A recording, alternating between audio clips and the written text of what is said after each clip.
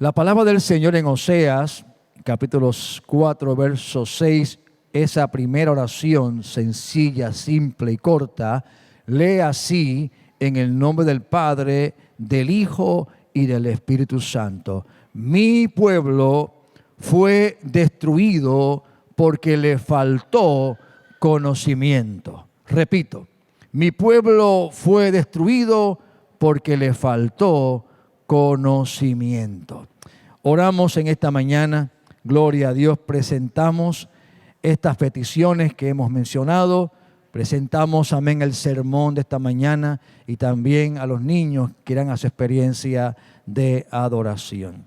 Padre, te adoramos, tu nombre glorificamos, tu nombre bendecimos, Padre bueno, y te damos gracias, Señor, por tu bondad, por tu presencia, por tu amor, por tu fortaleza, por tu salvación, por el perdón de nuestros pecados y el lavamiento de la bendita sangre de Jesús. Gracias te damos, Señor, por cada hermano y hermana que en esta mañana se encuentra en este lugar, en este santuario, como también aquellos y aquellas que están viéndonos a través de las redes sociales. Gracias te damos por ellos y por ellas, Señor. Y pedimos a ti, oh Padre bueno y maravilloso, que en esta mañana, Señor, tú nos fortalezcas.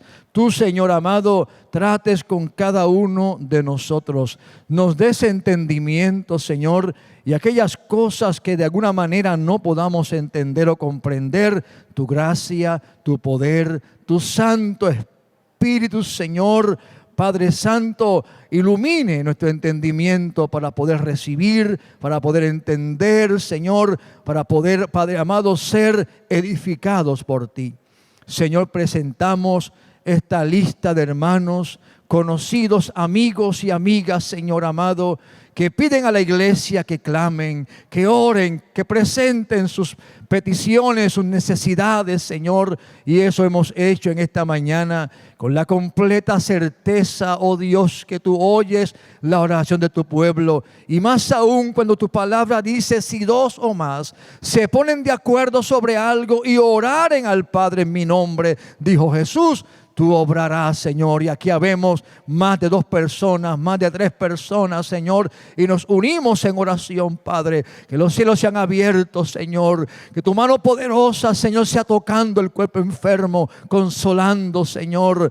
Padre, libertando, rompiendo cadenas, rompiendo cerrojos, rompiendo paradigmas, rompiendo, Señor, pensamientos y argumentos que se levantan en contra tuya, en el nombre poderoso de Jesucristo.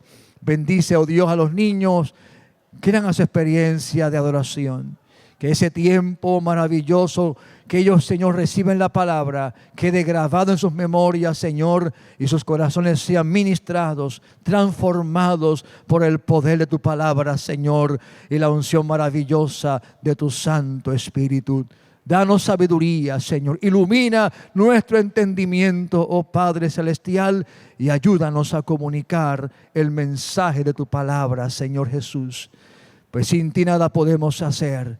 Toda honra y toda gloria la damos a ti, Padre Celestial, en el nombre de Jesús.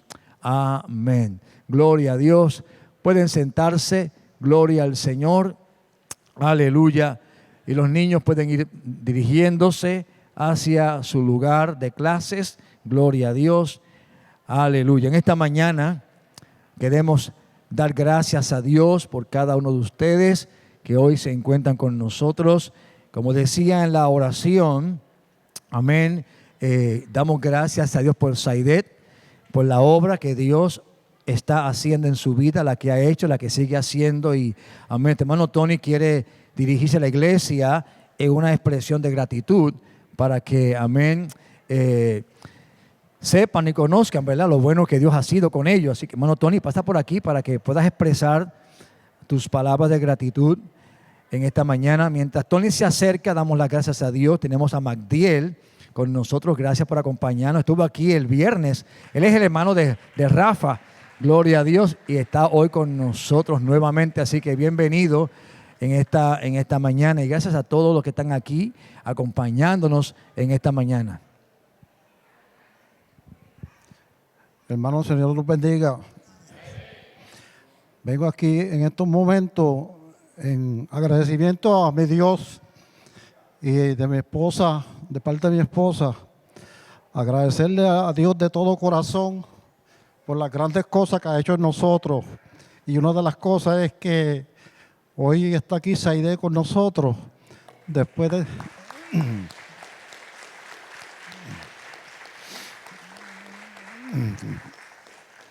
Después de su operación, durante el tiempo, pues yo le estuve pidiendo al Señor durante 2 o 3 años, como le dije hace días atrás.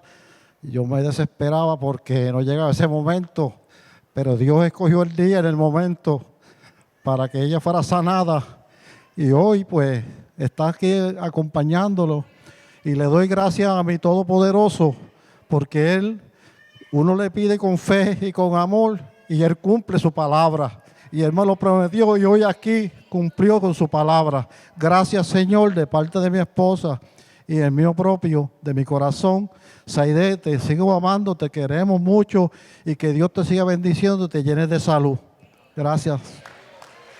Gracias, pastor. Aleluya. Y damos gloria a Dios, ¿verdad?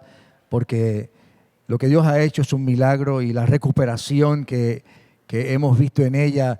De hecho, ella llegó aquí hoy domingo en la mañana, pero ya llegó aquí la semana pasada, estaba aquí asistiendo al campamento y yo siempre le decía, ¿estás bien? Y qué bueno, ¿verdad? Que Dios ha sido maravilloso con su vida y eso es, amén, algo que celebramos y damos gloria y honra a nuestro Señor Jesucristo.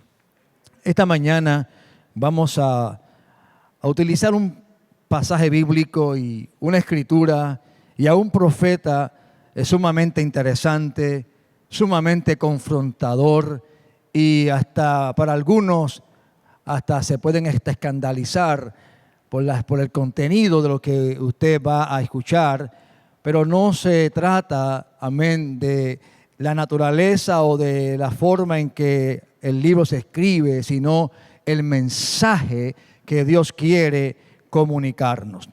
Las palabras que hoy vamos a hablarles, como les he dicho, las encontramos en el profeta Oseas. Y Oseas, como todos los profetas del Antiguo Testamento y los profetas que Dios levanta en todo tiempo, son llamados para dar un mensaje al pueblo de Dios. Un mensaje no para destruir, un mensaje no para lastimar, es un mensaje para levantar, para inculcarnos fortaleza, para concientizarnos de lo que nos corresponde hacer como hijos y como hijas de Dios, que reflejan el trato de Dios con su pueblo. Y es interesante este pasaje que vamos a estudiar esta mañana y les digo que hay 2 aspectos que quiero trabajar. Quizás hoy trabajemos el primero, que es ¿quién es este pueblo a quien el Señor hace referencia? Porque Él comienza diciendo, mi pueblo, mi pueblo. ¿Quién es ese pueblo? ¿Cómo se identifica ese pueblo en las Escrituras? Y cómo ese pueblo se relaciona con nosotros. Cómo nos podemos ver reflejados en ese pueblo. Y ahí dice luego que este pueblo, lamentablemente, mi pueblo, dice, pereció por falta de conocimiento.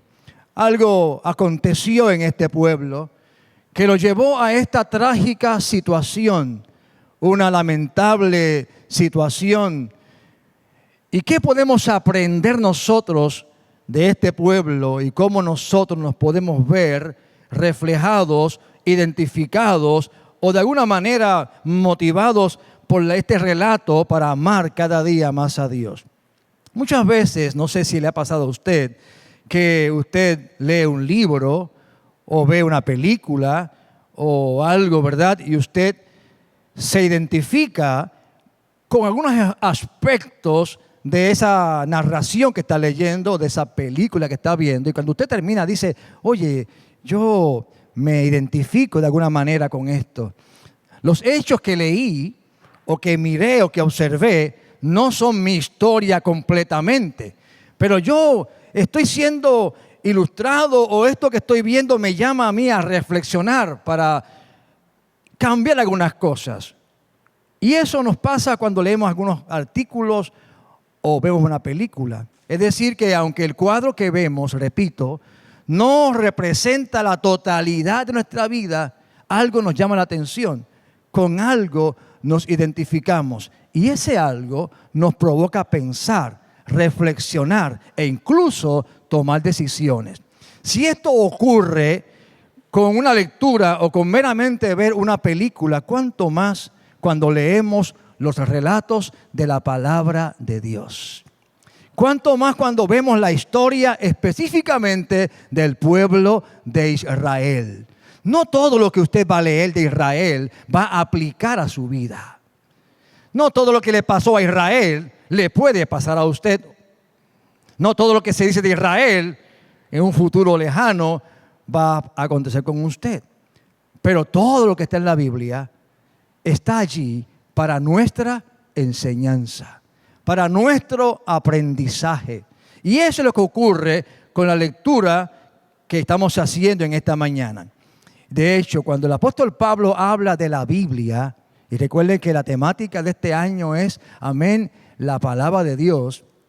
Cuando Pablo habla respecto a la Escritura y le habla a su discípulo Timoteo, un verso que usted me ha escuchado repetir varias veces, le dice Pablo a su discípulo Timoteo, en el capítulo 3 de su segunda carta, en el verso 16 al 17, lo siguiente: toda la Escritura es inspirada por Dios.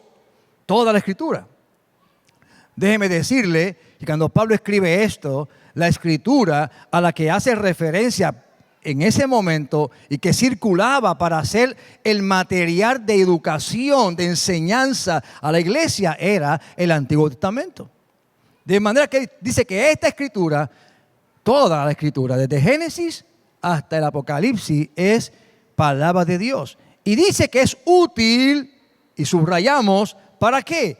Para enseñar, para redarguir, para corregir, para instruir en justicia, con la finalidad de que el hombre de Dios sea maduro o sea perfecto, enteramente preparado para toda buena obra.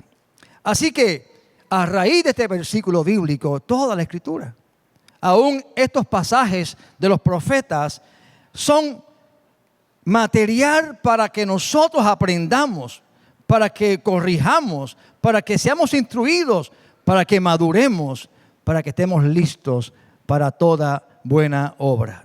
Así que la interpretación que damos a esta Escritura, lo que hablaremos en adelante, enmarcado en este concepto bíblico, amén, es para nuestra enseñanza. Y comenzamos, en primer lugar, a preguntarnos, ¿a quién le habla el profeta? ¿Quién es ese pueblo a quien el profeta le está hablando y diciéndole que es pueblo de Dios y que lamentablemente tuvo, amén, un proceso de decadencia que le llevó a la destrucción? ¿Quién es ese pueblo? ¿Y qué nosotros podemos aprender a raíz de la identificación de ese pueblo? Llanamente decimos, ese pueblo a quien el profeta es enviado, ese pueblo a quien Dios dice, mi pueblo, es el pueblo de Israel. Es el pueblo que Dios escogió para él. Es el pueblo que Dios escoge para que le sirva. Es el pueblo que Dios llama mi pueblo, que fue elegido para ser un instrumento de Dios como un testimonio de la realidad y la existencia de un Dios vivo. A ese pueblo Dios le dice, tú eres mi pueblo. Así que cuando miramos la Escritura, cómo Dios ve, cómo Dios describe a este pueblo, encontramos las siguientes descripciones. Y tome oído a estas descripciones que Dios da de su pueblo. ¿Quién es mi pueblo? ¿Cómo Dios ve a su pueblo? Y a la vez que usted esté escuchando estas descripciones, utilizando como parámetro lo que dije al principio, que toda palabra de Dios es para nuestra enseñanza, también comience a mirarse reflejado en estas descripciones y aprendamos de ellas. En primer lugar, quiero referirme al libro de Deuteronomio, capítulo 7, versos 6 al 8. Y escuche cómo Dios le habla a mi pueblo, diciéndole de la siguiente manera: porque tú eres pueblo santo para Jehová. ¿Qué significa pueblo santo? Un pueblo puro, un pueblo separado. Porque tú eres pueblo santo para Jehová tu Dios. Jehová tu Dios, escuche bien, te ha escogido para hacerle un pueblo especial, más que todos los pueblos que están sobre la tierra. Verso 7. No por ser vosotros más que todos los pueblos, erais el más insignificante de todos los pueblos, sino por cuanto Jehová os amó y os quiso guardar el juramento que juró a vuestros padres, os ha sacado Jehová con mano poderosa y os ha rescatado de servidumbre, de la servidumbre o de la mano del faraón, rey de Egipto. Observe estas primeras declaraciones de quién es ese pueblo que Dios escoge y cómo Dios le identifica y le describe. Podemos resumir tres cosas de esta lectura. Número uno, podemos ver que Israel es el pueblo que Dios escoge y lo llama un pueblo santo y lo llama un pueblo especial, diferente a todos los demás. ¿Escuchó eso? ¿Subrayó eso? Lo segundo que dice de este pueblo, de mi pueblo, al que habla el profeta Oseas, es que esta elección que Dios hace de Israel como pueblo, lo hace por pura gracia. Lo hace porque lo ama. Lo hace porque Dios es fiel a sus promesas. ¿A cuáles promesas? Aquella promesa que le hizo a Abraham cuando no había nación, cuando no había pueblo, cuando no había un Israel. Dios le dice a Abraham: yo te voy a levantar, voy a sacar una simiente de ti que será grande y poderosa, y en ti serán benditas todas las naciones de la tierra. Así que era algo más que Israel. Dios es fiel. Y en tercer lugar de la lectura también podemos desprender el hecho de que Israel como nación, como mi pueblo, fue rescatado de la esclavitud. Fue sacado de la mano y las garras de un líder llamado Faraón, tipo de Satanás, nuestro adversario. De allí los sacó Dios, de allí los rescató Dios para llevarlo a ser un pueblo puro, un pueblo santo, un pueblo diferente, un pueblo distinto a las demás naciones. Fueron rescatados poderosamente. Luego vamos a leer Deuteronomio 14, verso 2. Y allí describe al pueblo de esta manera: porque eres pueblo santo, lo que ya era dicho, lo vuelvo a repetir. Jehová te ha escogido para que seas pueblo único de entre todos los pueblos que están sobre la tierra. Lo que podemos aprender de aquí es que la designación de Dios de mi pueblo es que es un pueblo único. Es un pueblo único. Ahora leamos Deuteronomio 4, 6 al 8, donde dice: guardadlos pues, y está hablando los mandamientos que Dios le ha dado al pueblo, y dice: y ponedlos por obra, porque esta es vuestra sabiduría y vuestra inteligencia ante los ojos de los pueblos, los cuales oirán todos estos estatutos y dirán: ciertamente pueblo sabio y entendido, nación grande es esta. Verso 7, porque ¿qué nación grande hay que tenga dioses tan cercanos a ellos como lo está Jehová vuestro Dios en todo cuanto le pedimos? ¿Y ¿Qué nación grande hay que tenga estatutos y juicios justos como es esta ley que yo pongo hoy delante de vosotros? Cuando uno lee estos pasajes bíblicos y ve los otros elementos con los que Dios distingue a mi pueblo, podemos resumirlo en las siguientes palabras. En estos versos, ese pueblo, ese mi pueblo, es un pueblo que tiene mandamientos, que tiene ordenanzas justas, ordenanzas que los hacen ser gente sabia y gente inteligente. Mandamientos que debían obedecer.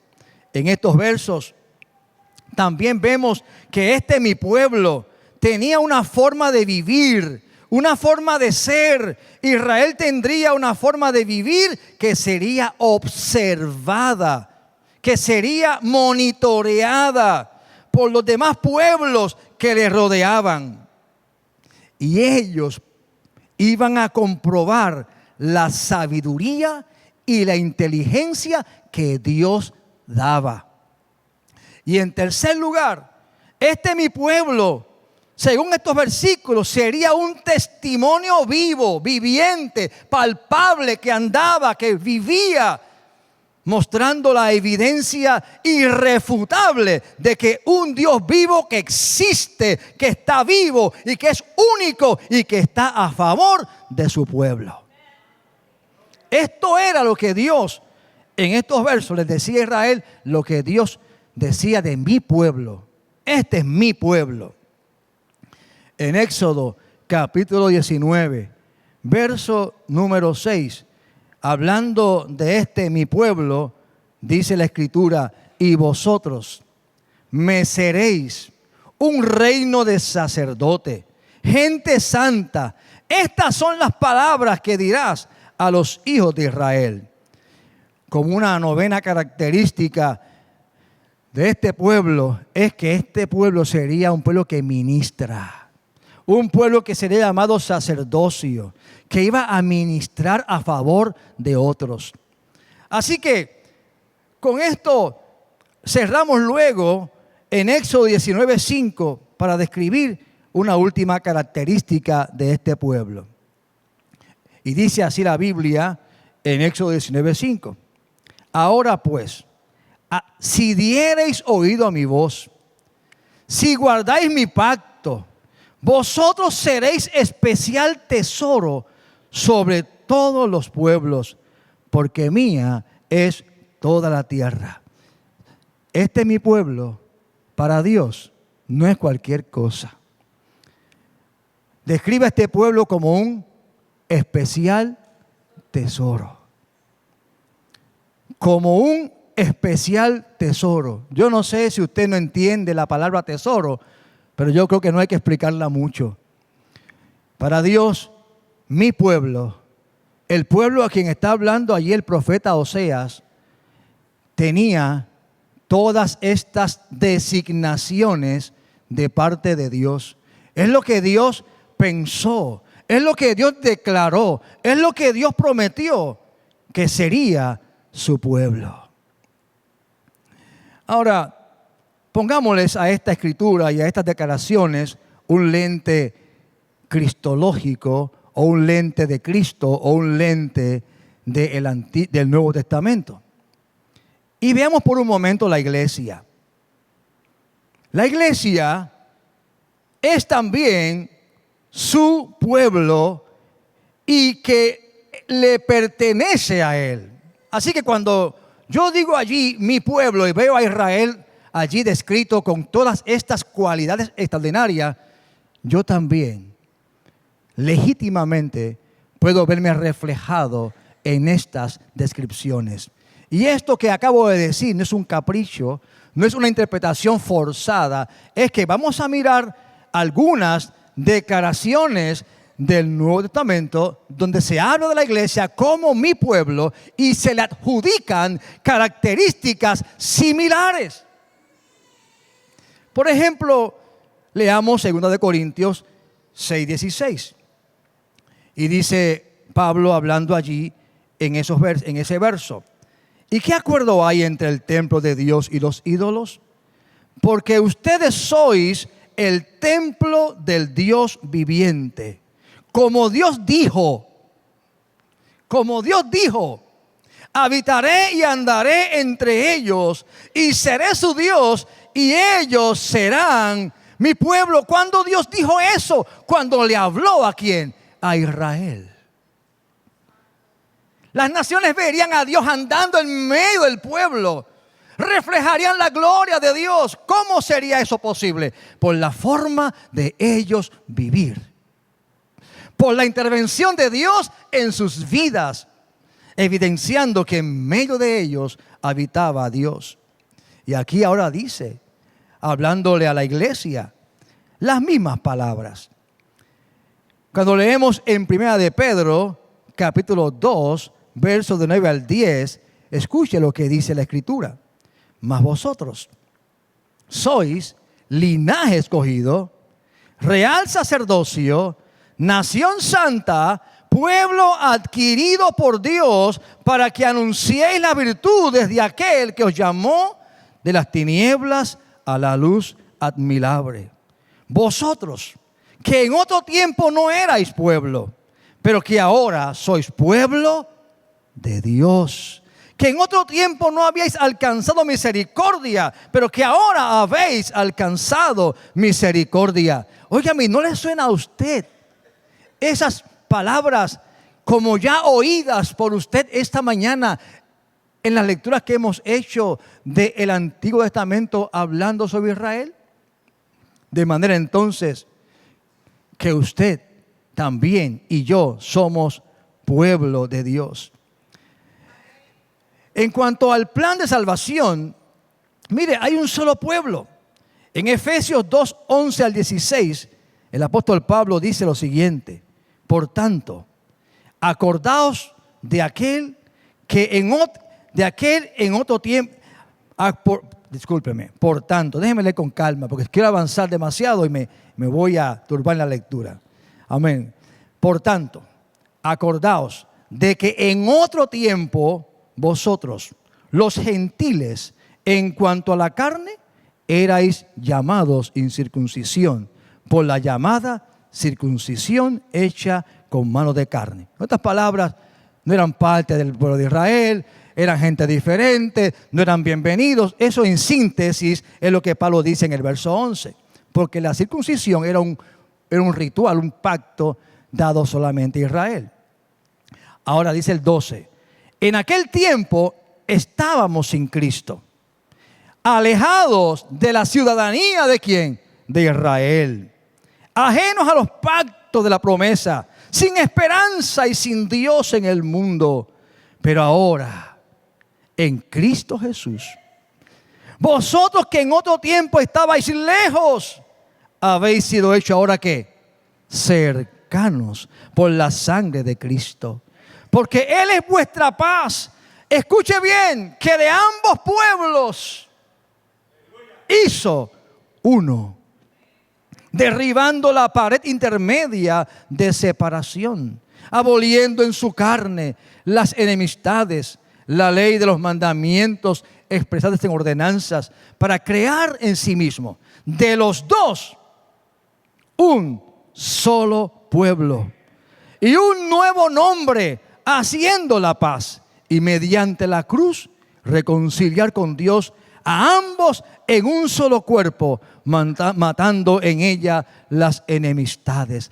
Por eso es que cuando yo digo y leo las descripciones que Dios da a mi pueblo refiriéndose a Israel, yo también me voy a ver allí reflejado en esas promesas y en esas declaraciones que Dios dice y describe de quién es mi pueblo.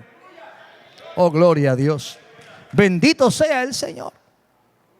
En Tito, capítulo 2, verso 13 al 14, Pablo escribiendo le dice a su otro discípulo Tito: guardando la esperanza bienaventurada y la manifestación gloriosa de nuestro gran Dios y Salvador Jesucristo, quien se dio a sí mismo por nosotros para redimirnos de toda iniquidad y purificar para sí un pueblo propio, celoso de buenas obras. Entonces, cuando yo vuelvo y regreso otra vez, y vuelvo a leer ese verso número 6 de Oseas, cuando allí dice mi pueblo, y seguidamente una advertencia, yo tengo que verme de alguna forma aludido, de alguna forma advertido, de alguna forma identificado, para que no acontezca la otra parte de ese versículo, para que no le pase al pueblo que soy yo y que eres tú, lo que le pasó a Israel, y que podamos mantener las descripciones que Dios dice que somos como pueblo de Dios. Entonces, para mí esto tiene mucha relevancia en el día de hoy. Cuando uno mira, o cuando yo miro, o cuando yo les invito a mirar a usted, este pueblo que somos, no viéndonos separados, distintos, ni más alto ni más bajo que Israel, y examinamos y repasamos las 9 características que les leí en los versos refiriéndome a Israel, ¿cómo yo me veo aquí? Yo estoy entendiendo que yo soy pueblo de Dios, que yo le pertenezco a Dios, que usted es pueblo de Dios, que usted pueda entender lo especial que es usted, porque cuando entendemos esto, podemos entender por qué Dios es tan severo, por qué Dios hizo lo que hizo, por qué Dios envió a Oseas con un mensaje extremadamente fuerte para Israel. Por el amor que Dios le tenía al pueblo, por lo importante, por lo que Dios diseñó para que fuera el pueblo.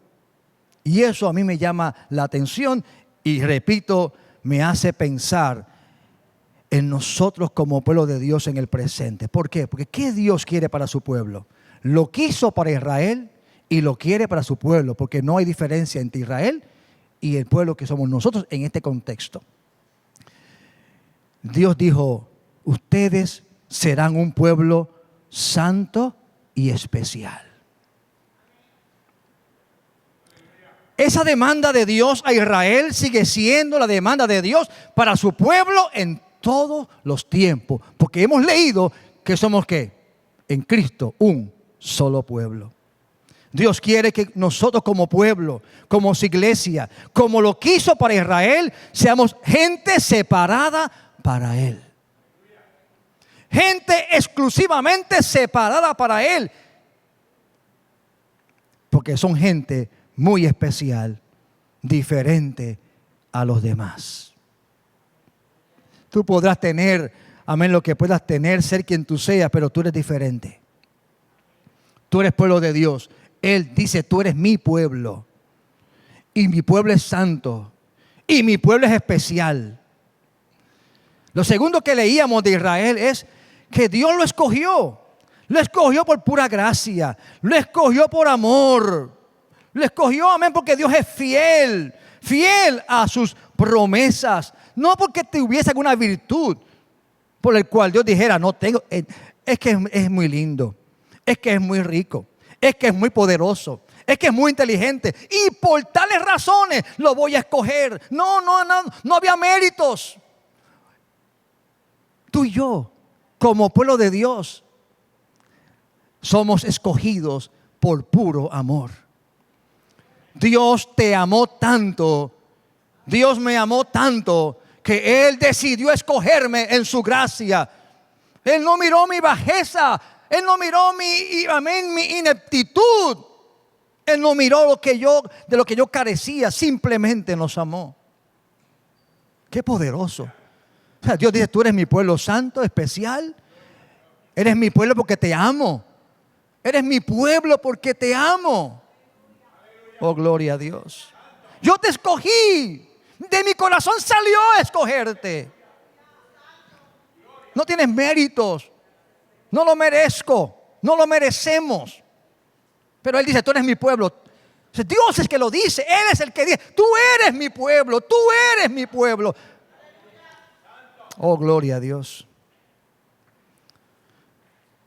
Lo tercero que yo les decía a ustedes sobre Israel es que Israel fue poderosamente rescatado de la esclavitud y fue sacado, claramente dice el texto, fue sacado de la servidumbre de Faraón. Vea qué interesante. Lo saca de la esclavitud de un pueblo, pero lo saca de la servidumbre de un hombre. Indicando con ello que había un sistema de esclavitud en que estaban ellos inmersos, pero había una garra que estaba sobre ellos, la autoridad de un faraón. Y Dios dice que de ambas cosas Él los sacó. Y dije un momento, amén, que Faraón es tipo de Satanás y que Egipto es tipo del mundo. Y Dios dice, yo te saqué del mundo, yo te saqué de las garras del diablo, que el Señor reprenda. Porque claramente dice la palabra de Dios y Pablo dice que, amén, que nos esforcemos para arrebatarlos de las garras del maligno. De manera que el diseño de Dios es que seamos libres del pecado, libres del mundo y libres, amén, de la influencia de nuestro adversario Satanás, que el Señor reprenda. Lo otro que decíamos es que Dios le dice a Israel, tú eres un pueblo único, un pueblo diferente. Eres un pueblo también a quien le he entregado mandamientos justos, mandamientos sabios, que la obediencia a ellos nos dan sabiduría y nos dan inteligencia. Y eso no cambia para la iglesia. Dios nos ha dejado su palabra. Dios nos ha dejado su palabra. Y lo que está en su palabra no está allí únicamente como un accesorio para buena moral o bueno, no, es una forma de vivir, una forma de conducirnos. Y cuando obedecemos la palabra de Dios, nos distinguimos como gente sabia. Para muchas personas, por supuesto, el obedecer la palabra de Dios, para ellos es, amén, algo que, amén, cavernícola, tú crees en ese Dios o en esos principios y se ríen de nosotros. Pero a fin de cuentas, comprobaremos que el obedecer la palabra de Dios produce vida, produce sabiduría, inteligencia, una buena conducta, gloria. Cuando uno mira a una persona que ama a Dios, que obedece su palabra y sus mandamientos en un trabajo, en la escuela, donde quiera, usted va a ver a alguien justo. Va a haber a alguien, amén, que va a actuar correctamente, que no va a atropellar, no va a mancillar, no va a lacerar. Por el contrario, verá a alguien que va a proteger, que va a bendecir, que va a ayudar a prosperar a otros. Y no me diga usted que esas cosas son cosas retrógradas y cavernícolas. Ojalá todos vivamos la palabra de Dios. Y Dios dice de Israel que esta forma de vivir, que esta forma de pensar sería observada por los pueblos que rodeaban la nación. Y los pueblos que rodeaban la nación iban a decir, de verdad que esta gente está pasada. Pero no decían eso, ¿verdad? Pero es el término que usamos. Esta gente está fuera de liga. Esta gente tienen un Dios que se pasea entre ellos. Esta gente actúan con una certeza, con una confianza, con una sabiduría, con una inteligencia, con una presencia de Dios que es innegable. Y eso, amados, no es diferente para mi pueblo que se llama la iglesia.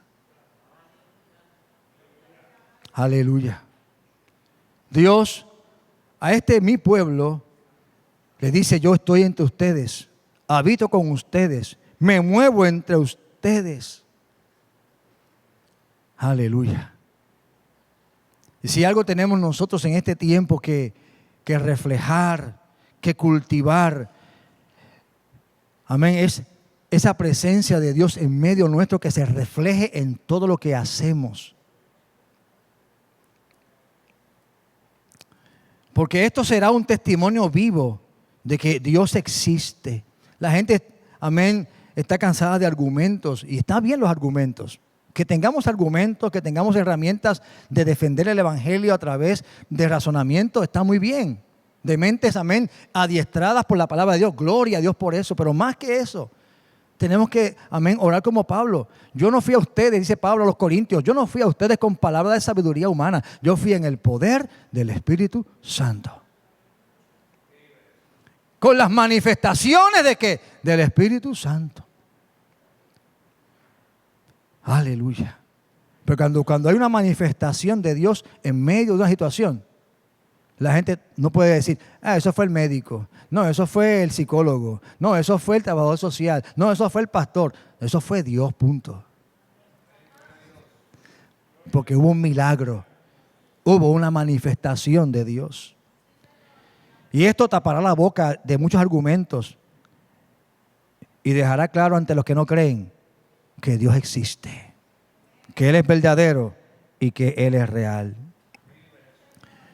Israel fue llamado a ser un pueblo de servicio, un pueblo de ministración, un pueblo de sacerdotes que ministraban las ofrendas al Señor, pero también eran los intercesores, los mediadores, los que estaban allí para llevar a los hombres lastimados, caídos, rotos, desechados por el pecado, y llevarlos ¿a quién? A Dios, para que hallaran gracia y misericordia. Y eso sigue siendo igual. El pueblo, ese mi pueblo, está llamado a ser ese real sacerdocio. Y Dios decía y dice de Israel, porque digo dice, porque las promesas de Dios no caen a tierra. Y aunque Israel como nación en este momento no haya reconocido a Dios, hay muchos judíos. Comenzó con los discípulos, israelitas, judíos de clavo pasado, que creyeron en Jesús, que abrazaron al Mesías. Y llegará el día, proféticamente hablando, cuando esa bendición, amén, acontecerá a nivel de millares y de millares y de millares en Israel. Pero Dios dice que será un especial tesoro. Mi pueblo es un tesoro especial. Eso lo dice Dios. Dios dice, es mi especial tesoro. De manera que cuando uno mira todo esto que he descrito y que hemos tomado tiempo para leer tantos versículos, no es un ejercicio para llenar el espacio de un sermón, ni para que usted sepa, mira cuántos textos bíblicos el pastor citó. Es para que usted escuche lo que Dios dice, lo que Dios define, lo que Dios categoriza como mi pueblo. Oh, gloria a Dios. Y ojalá, y pido a Dios en esta mañana, que usted entienda que usted es ese mi pueblo. Que entendamos que somos ese pueblo de Dios. Y que entendamos luego, amados hermanos, que uno se le rompe la cabeza y uno dice, ¿cómo es posible? Volviendo a Israel, que con estas designaciones divinas, con estas promesas divinas, con esta presencia de Dios en el pueblo, ¿cómo es posible que un pueblo así pueda ser destruido? ¿No le parece a usted algo insólito, inconcebible? Pero el texto dice mi pueblo, dice fue destruido. ¿Qué pasó? ¿Qué es lo que pasó? Y la respuesta a esa pregunta, ¿qué es lo que pasó? Así como la primera parte del sermón nos ilustra quién es mi pueblo y ya yo me he identificado con las características de ese pueblo, entonces lo que pasó con el pueblo de Israel debe enseñarme algo para que en este caso mi pueblo del presente no sea destruido. Por eso que el tema del sermón es conocer para no perecer. Conocer para no perecer. Entonces, hay que examinar, hay que ver qué pasó. Y ahí quiero dedicar el resto de esta mañana, o por lo menos comenzar, porque la hora corre vertiginosamente. El reloj va a las millas. ¿Cómo es posible? ¿Qué pasó? ¿Y por qué el profeta Oseas es llamado a hablar al pueblo y dar esta palabra? Mire, vayamos a mirar ahora la relación de Dios con mi pueblo. ¿Qué tipo de relación estaba dándose y cuál es la que Oseas describe aquí? Y vamos a comenzar, vamos a introducir esto en esta mañana, porque seguramente el tiempo no va a alcanzar para completarlo. Pero el domingo que viene vamos a continuar. ¿Qué pasó? ¿Por qué ese mi pueblo fue destruido? Y repito, ¿y qué aprendemos nosotros como mi pueblo en el día de hoy? Oseas es contemporáneo de Amós y ambos profetizan en un tiempo donde la nación atraviesa un desviarse de la palabra de Dios, de lo que Dios diseñó para ellos, y Dios envía a los profetas para advertirles, para anunciarles lo que vendrá, a fin de que este anuncio provocara cambios, provocara arrepentimiento, provocara, amén, un detenerse de la nación, del pueblo. Y en el caso de Oseas, la forma en que Dios utiliza para comunicar su mensaje de advertencia a mi pueblo es una forma muy, muy, muy particular.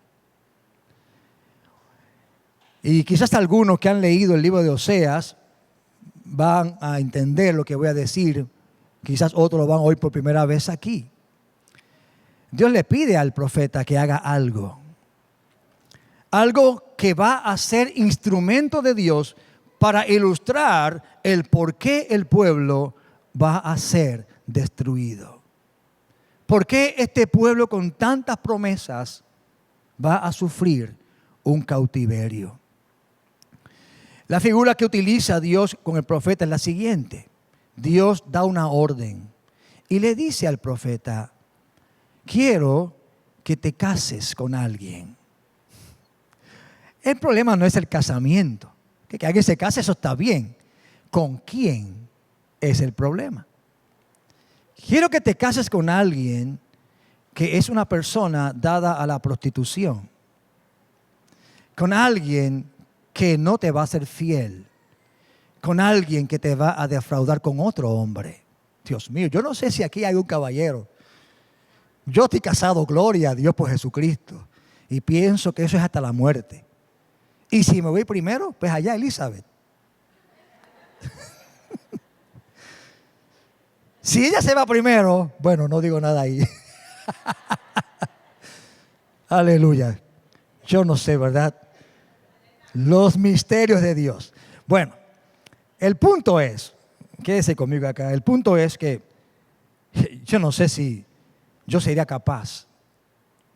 Porque mire, y más en la cultura nuestra, esta cultura hispana, esta cultura que promueve que el hombre puede tener libertades absolutas, pero que la mujer sea casta y sea Santa Teresa de Jesús.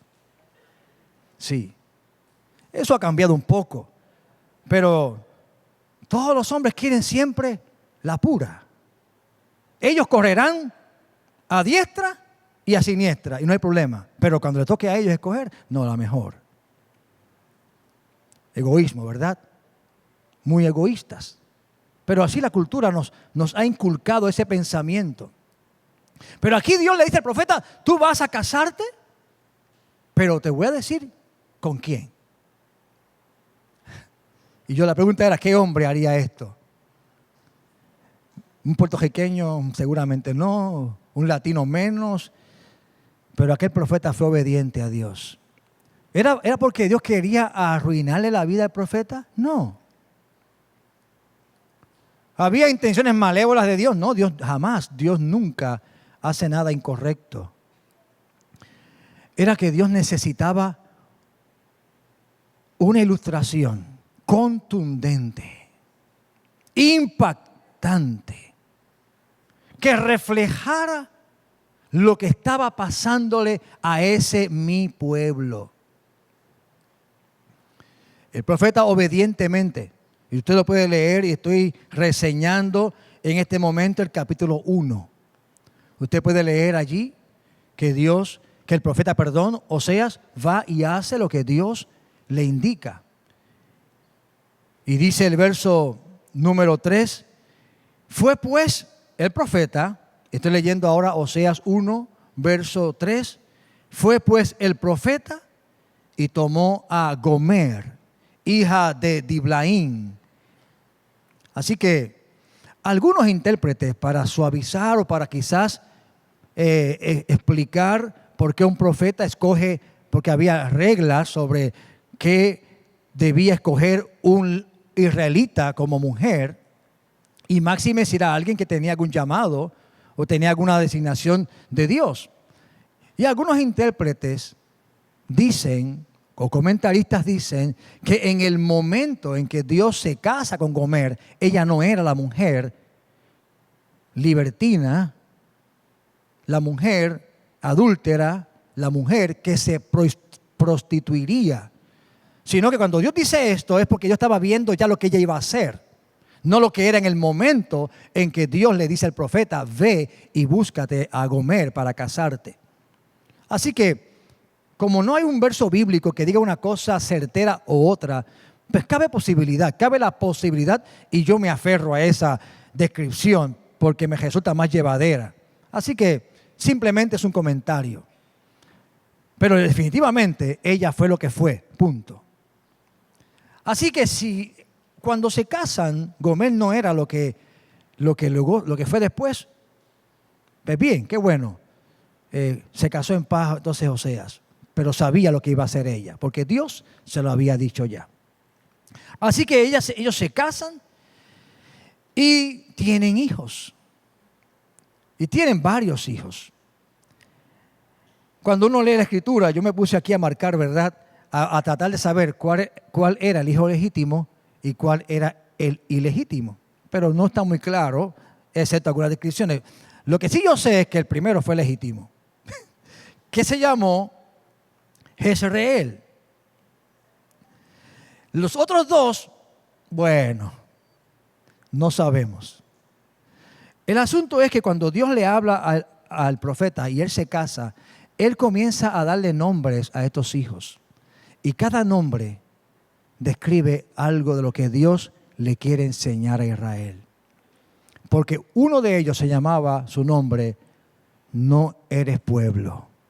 Cuando decía, mi pueblo, algo cambió aquí. Mire, quiero resumirle esto brevemente en estas palabras. ¿Qué quería Dios hacer con esto? El problema de Israel, lo que comenzó a ocurrir con mi pueblo fue que comenzó a apartarse de lo que Dios le había dicho. Fue que comenzó a alejarse del diseño de Dios para el pueblo. Y este alejamiento le llevó a Israel a mezclarse con los pueblos. Por ejemplo, Dios había dicho, tú eres mi pueblo, distinto a los otros pueblos. Pero ¿qué pasó? Que Israel comenzó a mirar su entorno, los dioses que se adoraban a su entorno, y muchos reyes comenzaron a levantar altares distintos al altar de Jehová Dios de los ejércitos. Y específicamente comenzaron a rendir cultos y ofrendas a los Baales, dioses moabitas, diferentes a Israel. Y en lugar de mantenerse separados, en lugar de mantenerse puros para Dios, comenzaron ¿a qué? A mezclarse. Y ahí comenzó la tragedia. Y para Dios, ese acto de abandonarlo a Él para dirigirse a adorar a otros dioses era un adulterio. Para Dios era un rompimiento del pacto de fidelidad. Y la mejor manera para Dios ilustrar ese rompimiento era con un casamiento. La mejor manera para que quedara grabado en la mente del pueblo qué estaba pasando era la infidelidad de Gomer. Óigame, cuando el pueblo miraba a Gomer, le estaba diciendo Dios a través de ella: así han actuado ustedes, así se han conducido ustedes. Fuerte, difícil para digerir, pero esa era la realidad. Y en el capítulo 2 de Oseas es donde se ilustra el dolor de Dios, porque ahora Dios se ve reflejado en Oseas el profeta. Y Israel se ve reflejado en Gomer, la esposa que ha sido infiel. Permítame hacer otra pregunta difícil. La primera fue: ¿qué hombre se casaría con una mujer que es o que sería con las descripciones de Gomer? Y yo dije: difícilmente para algunos. Ahora, ¿qué hombre perdonaría a su esposa si libremente, sin ningún reparo, a sabiendas de él, le está siendo infiel? Difícil. Pregunta difícil. Pero Dios le dice al profeta que tiene que recibirla, que no la puede abandonar, no se puede divorciar de ella. ¿Por qué razón? ¿Por qué Dios le pide algo tan insólito? Porque así como en un principio ella ilustra la infidelidad, el separarse de Dios, también ilustra el amor de Dios, perdonador, misericordioso, que la lleva a una experiencia de reconciliación y dice: tú serás mía para siempre. Aleluya. Oh, gloria a Dios. Y ahí uno puede ver la grandeza, la misericordia, la bondad de Dios. ¿Y dónde se ve eso? En el capítulo 2. Ahí lo vamos a ver. Mire, voy a entrar aquí y ahí lo vamos a dejar. Vaya conmigo, por favor, al capítulo número 2. Vamos a mirar esta interacción de Dios reflejado en el profeta y de Israel reflejado en Gomer.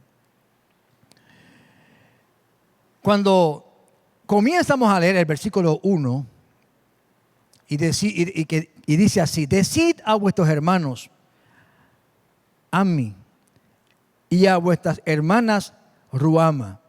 Estos son los nombres que le dio Oseas a los hijos que tuvo Gomer.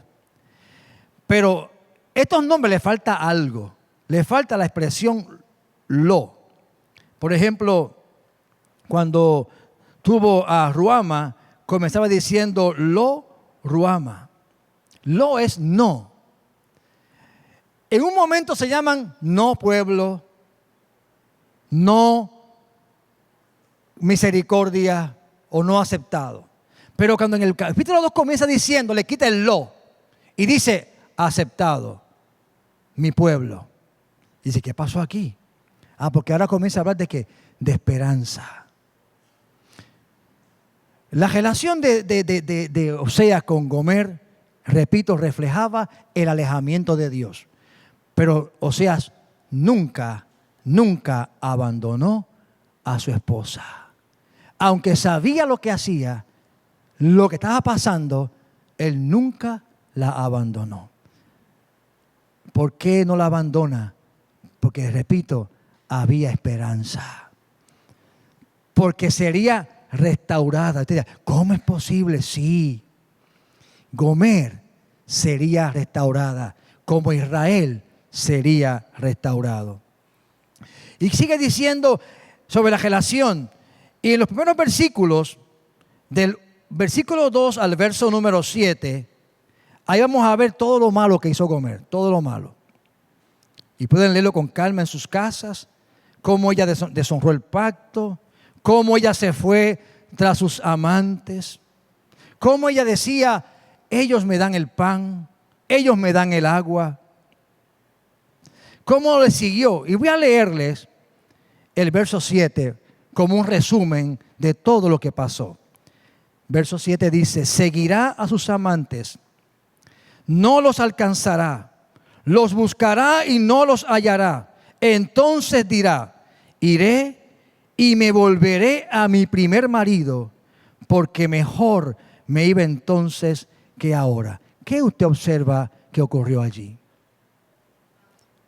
Que ella pensó, yo creía que ellos me daban el pan. Yo creía que yo me gozaba con el vino que bebía. Yo creía que ellos me daban las buenas cosas, pero me estaban engañando. Me estaban utilizando. Pero yo me vuelvo al que es mi verdadero esposo. Yo me vuelvo a él. Y dice el verso 8, y ella reconoció que yo, y aquí ahora yo, es Dios quien está hablando. Es decir, Israel reconoció, Gomer reconoció que yo era quien le daba el trigo, quien le daba el vino, quien le daba el aceite, quien le multipliqué la plata y el oro que ellos le daban a quién, le daban a Baal. Por tanto, yo volveré y tomaré mi trigo a su tiempo. Entonces, ¿qué pasa aquí? Hay un pensamiento de recapacitar. El desastre de su vida, el desastre de Israel tenía remedio, tenía solución. Y lo glorioso es que decide aceptar ese remedio. Ahora, vaya conmigo al verso 14. ¿Cómo será el proceso? ¿Cómo será el proceso para que ahora Gomer regrese? Y recuerde que Gomer está representando a Israel. Vea el 14. Pero he aquí yo la traeré, la llevaré al desierto, le hablaré a su corazón y le daré sus viñas desde allí y el valle de Acor por puerta de esperanza. Ella allí cantará como en los tiempos de su juventud, como en el día de su subida de Egipto. En aquel tiempo, dice el 16, dice Jehová, me llamarás Ishi. Y Ishi significa marido. Me llamarás marido. No me llamarás más Baali, un nombre que habla del señorío de Baal. Porque quitaré de tu boca los nombres de los Baales y nunca más se mencionará tus nombres. En aquel tiempo haré para ti pacto con las bestias del campo, con las aves del cielo, con las serpientes de la tierra, y quitaré de la tierra arco y espada y guerra, y te haré dormir segura. Te desposaré conmigo para siempre. Te desposaré conmigo en justicia, en juicio, en benignidad y misericordia, y te desposaré conmigo en fidelidad, y conocerás a Jehová. En aquel tiempo responderé, dice Jehová. Yo responderé a los cielos y ellos responderán a la tierra, y la tierra responderá al trigo, al vino, al aceite. Ellos responderán a Jezreel, que significa siembra, y la sembraré para mí en la tierra, y tendré misericordia de Lo-ruama y de Lo-ami, y tú serás pueblo mío, y él dirá, Dios mío. Este es un final feliz. Este es un final de gloria. Significa, dice el 14, que Dios, amén, la llevará a un proceso. ¿Y cuál fue ese proceso? El cautiverio. Dios la llevó al desierto. Y allí en el desierto abrió los ojos. Allí en el desierto, amén, recapacita. Y Dios le dice, yo te voy a tomar como mi legítima esposa. Te voy a tomar como mi legítima esposa para siempre. Te voy a restaurar todo. Ese es el final que Dios le profetiza a Israel. Ahora, pastor, ¿y qué tiene que ver todo esto con nosotros? Porque yo dije al principio, mi pueblo. Y probamos por la palabra de Dios que nosotros somos ¿qué? Somos su pueblo. Y que ahora a raíz de esta escritura que les he leído, también el Señor es nuestro esposo. Y el pastor dice eso porque se lo inventa para cuadrar el mensaje aquí. No. Porque mire, la palabra de Dios. Vamos rapidito, gloria a Dios, a mirar estos versos. Y dije que iba a terminar, ¿verdad? Santo Dios. Pero déjeme cuadrar esto, sí, en el sentido de los versos bíblicos. Mire, vaya conmigo, por favor. Aleluya. Estoy pasando páginas y páginas y páginas y páginas. Mire, en Mateo 25, 10 al 13, en estas parábolas del reino, cuando Jesucristo habla de la relación con su iglesia, habla en términos de esposo, en términos de novio. Y en Mateo 25 está esa parábola extraordinariamente ilustradora, poderosa palabra que sería un sermón aparte, que es el mensaje de las 10 vírgenes. Un mensaje poderoso. Pero quiero que escuchen la lectura del verso 10 y 11 de ese capítulo. Mientras ellas iban a comprar aceite para sus lámparas, vino el esposo. Y las que estaban preparadas entraron con él ¿a qué? A las bodas. Y se cerró la puerta.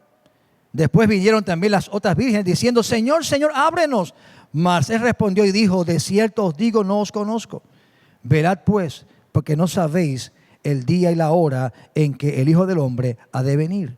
¿Qué estaba pasando allí en la parábola? ¿Qué había? ¿Qué acontecimiento estaba dándose? Se estaba dando un casamiento. Se estaba uniendo un hombre y una mujer. Tipos. ¿De quién? De Cristo y de la iglesia, el Hijo del Hombre que vendría. Ahora, para que no tenga dudas sobre esto, leamos 2 versos más. Leamos Efesios capítulo 5, versos 25 al 27, que es un pasaje bíblico donde Pablo está hablando de la relación entre hombre y mujer, y llega un momento que está hablando específicamente del matrimonio. Y mire cómo dice el verso 25, maridos, amad a vuestras mujeres así como Cristo amó a la iglesia y se entregó por ella a sí mismo. Y en Apocalipsis 19, versos 7 al 8, y aquí este es el versículo que corona esta relación de Cristo como esposo, como novio y como esposo, porque el primero que antes de que alguien sea esposo, esposa, es que tienen un noviazgo, ¿no? Sea corto, sea largo, eso ya es. Pero en la etapa previa al matrimonio es el noviazgo. Y dice, gocémonos y alegrémonos, porque ha llegado, ¿qué ha llegado? Las bodas del Cordero y su esposa se ha preparado y a ella se le ha concedido que se vista de lino fino, limpio y resplandeciente, porque el lino fino es las acciones justas de los santos. ¿Y de quién está hablando allí? De la iglesia, de mi pueblo, mi iglesia. Así que cuando yo miro lo que habla el profeta Oseas de la relación de Israel con Dios, donde Dios se revela como el esposo, Israel como la esposa, y veo y observo lo que pasó, entonces la advertencia que Dios le hace a Israel en esta relación es, no me seas infiel. Pero Israel en Gomer representa lo contrario, fue infiel. Pero aunque ella ha sido infiel, termina el texto diciendo que él la lleva al desierto. Y allí hay un proceso. Y finalmente la recibe como esposa legítima para siempre. Ahora, ¿qué yo aprendo como iglesia en el presente? ¿Qué es lo que yo pretendo señalar en el presente? No estoy diciendo, amados hermanos, que lleguemos o que ahora Gomer. No. Dios nos cuide, ¿verdad? Pero lo que le pasó a Gomer, la pregunta es, ¿nos puede pasar a nosotros? Lo que ocurrió con la relación entre Oseas y Gomer, que ilustra lo que pasó en Israel y Dios, y cómo entonces comenzó el proceso de decadencia, ¿nos puede pasar? ¿Sabe? La advertencia más grande que este pasaje me da a mí como pastor es que yo tengo que guardar mi relación con Cristo. Yo tengo que ser fiel al Señor. Y que tengo que cuidar de que esta relación con Él se mantenga en pureza como se mantiene o debe mantenerse la relación de un matrimonio. Y cuando yo comienzo a desviarme, o cuando comienzo a desatender a mí, en este caso, ¿verdad? Voy a decirlo de esta manera, a mi esposa, por ejemplo. Y yo comienzo a mirar otras cosas que no me corresponden mirar. Yo estoy cometiendo un acto de infidelidad. Cuando lo que acapara mi atención me desvía de mi vínculo, de mi relación, entonces estoy introduciendo a mi experiencia aspectos negativos y nocivos que dañan la relación. Gomer, Israel, utilizo ambos nombres en una misma línea porque son representativos, comenzaron a hacer cosas incorrectas. Comenzaron a mirar a los Baales y les interesó, y ese interés desvió su relación de fidelidad con Dios. Iglesia, en esta carretera del mundo hay tantas ofertas que están delante de ti.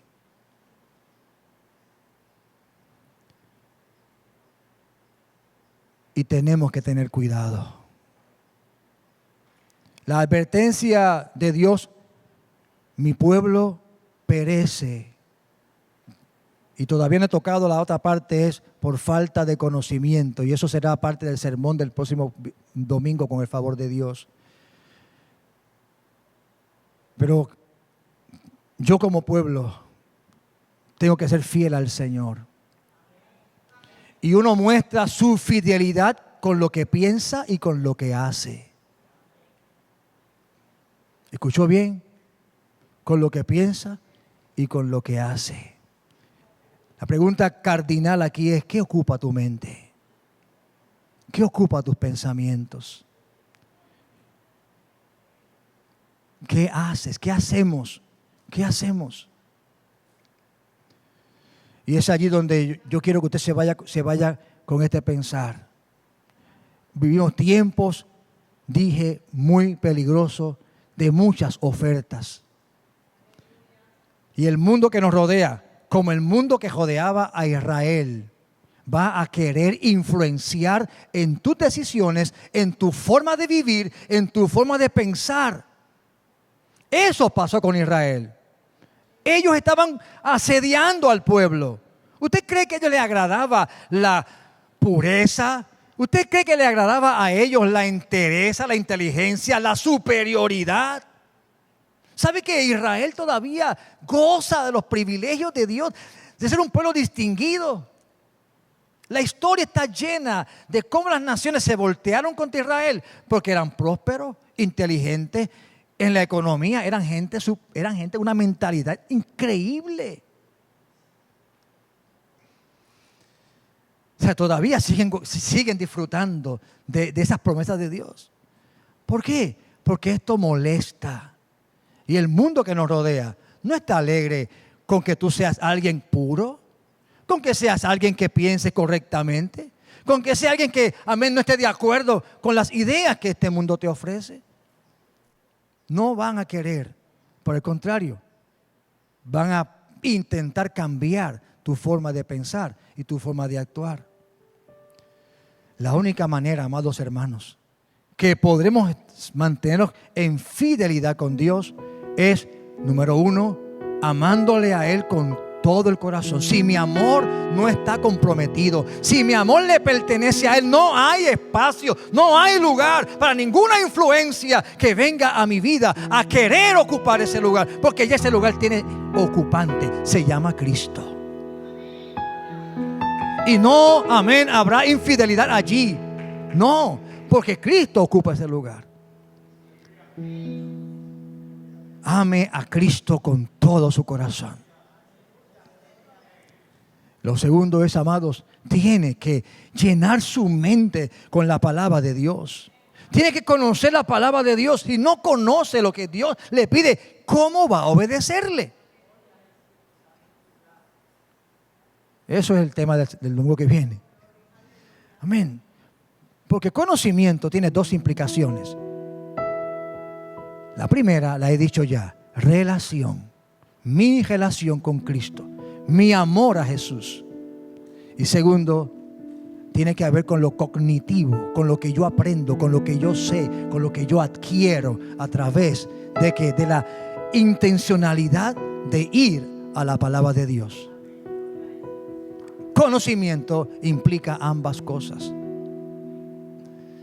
Israel lamentablemente olvidó, no escuchó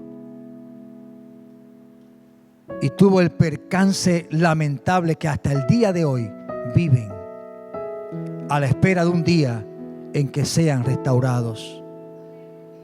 Pero esto para nosotros es una lección histórica a la cual debemos atender, porque nosotros también somos novia de Jesús. Nosotros estamos en relación con Cristo. Y que Dios nos ayude, a mantener en pureza y en fidelidad esa relación con Él, que debe cada día cultivarse, que debe cada día crecer y que el amor cada día debe ser mayor. Así como ocurre o como debe ocurrir en una relación entre un esposo y una esposa. Pero si en el camino yo cayere, si en el camino yo tropezara, ¿qué me resta? Ay, hay esperanza. Porque si Dios tuvo misericordia con Israel, si Dios levantó a Gomer y la volvió a recibir, me recibirá a mí también si he tropezado y si he caído. Si le he sido infiel, Él sigue siendo fiel y Él me recibirá otra vez. Si recurro a Él y dirá, tú eres mi pueblo. Aleluya. Oh, gloria a Dios. Hay esperanza. Hay esperanza aún en esta historia tan difícil quizás de digerir. Hay esperanza. Hay esperanza. Aleluya, Padre. Oh, gloria a Dios. Padre bueno, póngase de pie esta mañana. Aleluya. Yo espero en el Señor que haya entendido lo que he querido comunicarles. Aleluya. Y si he dicho algo que no he comprendido, yo pido al Espíritu Santo de Dios que le ayude a entender. Pero más que entender, amados, que internalicen en nosotros esta palabra y esta verdad. Padre, en el nombre de Jesús, en el nombre de Cristo oramos a ti, Padre, dándote gracias, Señor, por tu palabra. Tú eres Dios fiel.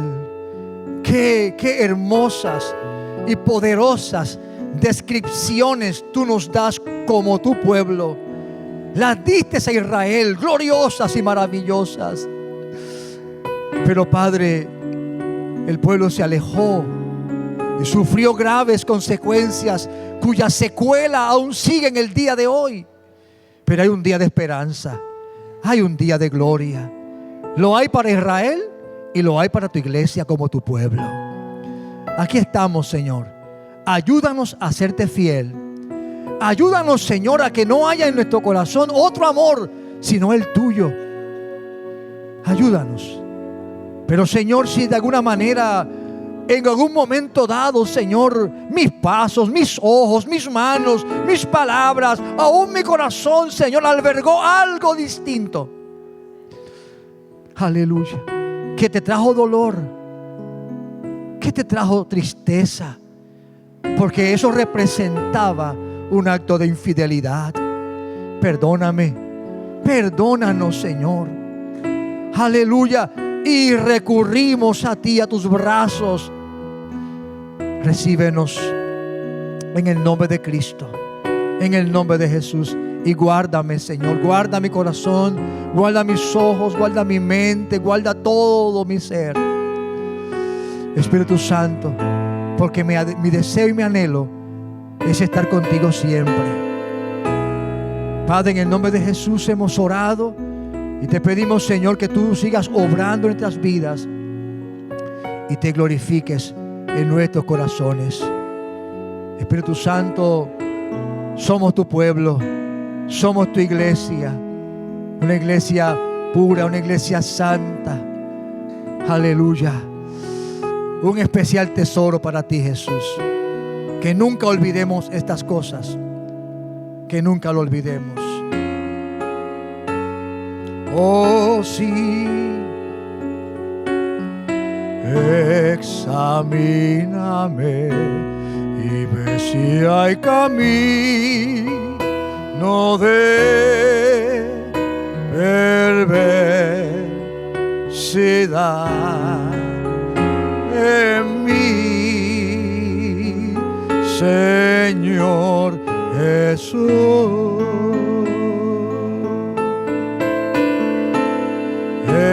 Examíname, examíname y sáname,